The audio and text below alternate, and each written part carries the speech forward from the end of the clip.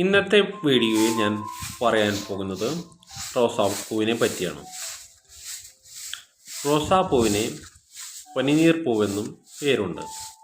ഇംഗ്ലീഷിൽ റോസ് എന്നും തമിഴിൽ റോജ എന്നും സംസ്കൃതത്തിൽ പാടലം എന്നുമാണ് പനിനീർ പൂവിനെ അറിയപ്പെടുന്നത്.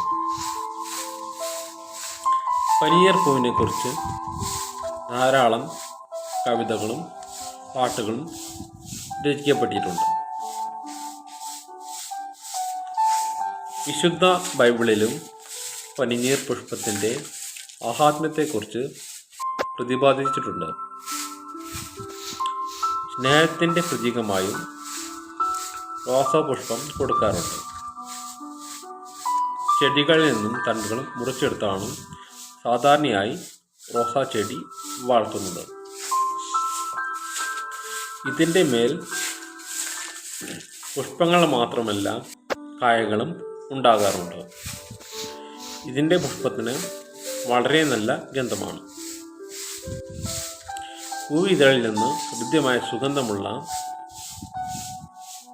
പനിനീർ വേർതിരിച്ചെടുക്കുന്നു. ഈ ചെടിയുടെ ജന്മദേശം പേർഷ്യയാണ്. നല്ല വെയിലുള്ള സ്ഥലത്ത് നല്ലവണ്ണം പുഷ്പിക്കും. ഇതിൻ്റെ തണ്ടിന്മേൽ നിറയെ മുള്ളുകൾ കാണാം. വിവിധ ഇനങ്ങളിലുള്ള റോസാ ചെടികളുണ്ട്.